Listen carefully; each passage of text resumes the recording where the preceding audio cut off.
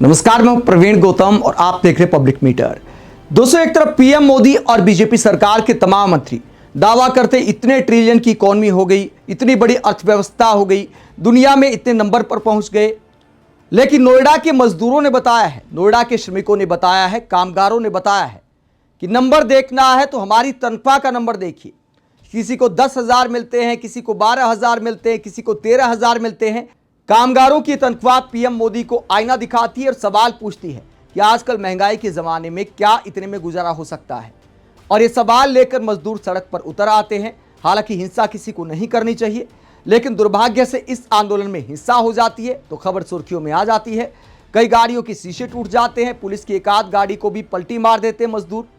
और इस पूरे मामले को लेकर बीजेपी और सरकार ने साजिश का भी अंदेशा जताया। हालांकि चूंकि मजदूरों का मामला है, यूपी में भी अगले साल चुनाव है, कई राज्यों में फिलहाल चुनाव चल रहा है, तो अब 12 सदस्यों की कमेटी का ऐलान किया गया है जो इन मजदूरों की मांगों को सुनेगी। लेकिन इस पूरे मामले पर पहले आपको सुनाते हैं कि जो डीएम है गौतम बुद्ध नगर नोएडा की, जो डीएम है, जो ज्ञानेश कुमार जी की बेटी है मेधा रूपम, उन्होंने क्या ऐलान किया है। कई कंपनियों से मीटिंग के बाद मजदूरों की मांग पर क्या सुनवाई हुई है और क्या ऐलान किया गया है, पहले जरा वो सुनिए।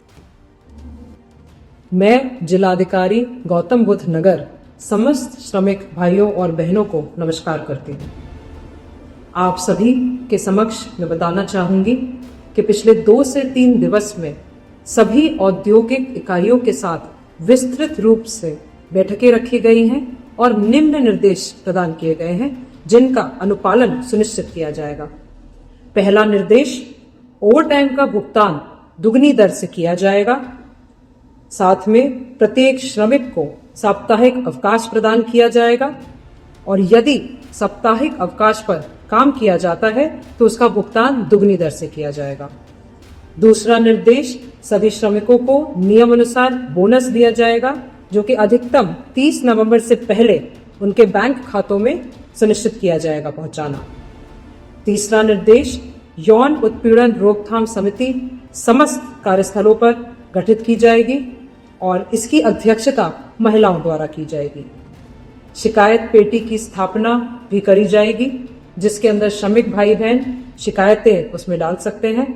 साथ में यह सुनिश्चित किया जाएगा कि सम्मानजनक व्यवहार सभी श्रमिकों के साथ किया जाए। चौथा निर्देश, श्रमिकों का वेतन प्रत्येक माह 10 तारीख से पहले उनको एक मुश्त उनके बैंक अकाउंट में ट्रांसफर किया जाएगा। साथ में अगला निर्देश, सभी श्रमिकों को वेतन पर्ची अनिवार्य रूप से प्रदान की जाएगी। इसके साथ साथ जिले स्तर पे एक कंट्रोल रूम भी स्थापित किया गया है और इस कंट्रोल रूम में श्रमिक भाई बहन अपनी किसी भी समस्या को बता सकते हैं जिस पे त्वरित रूप से कार्रवाई करी जाएगी। सभी श्रमिक भाई बहनों से यह मेरी अपील है कि आप सब शांतिपूर्वक अपने अपने कार्यस्थल पर जाएं और कार्य करें।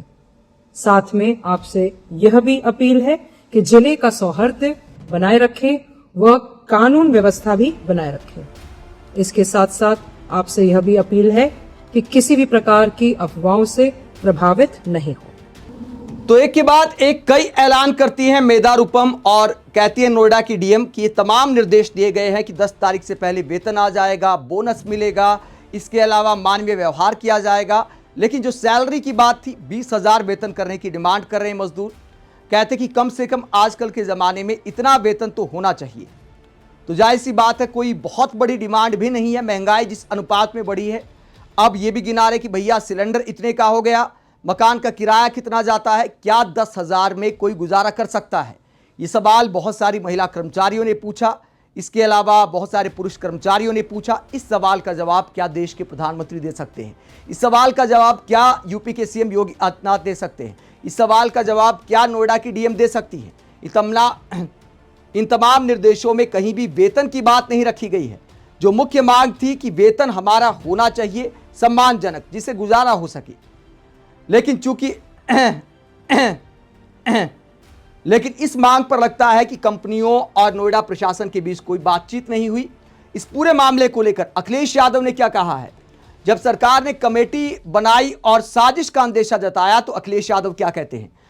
सीएम योगी आदित्यनाथ पर कटाक्ष करते हुए अखिलेश यादव कहते हैं, अगर माननीय मुख्यमंत्री जी नोएडा के मजदूरों के आंदोलन को किसी की साजिश बता रहे हैं तो एक सवाल जनता आपसे पूछती है, अगर ये सच है तो आपकी खुफिया पुलिस क्या आपके साथ बंगाल प्रचार करने गई थी, या वनस्पति की खोजबीन में लीन थी, या उसके प्रभाव में?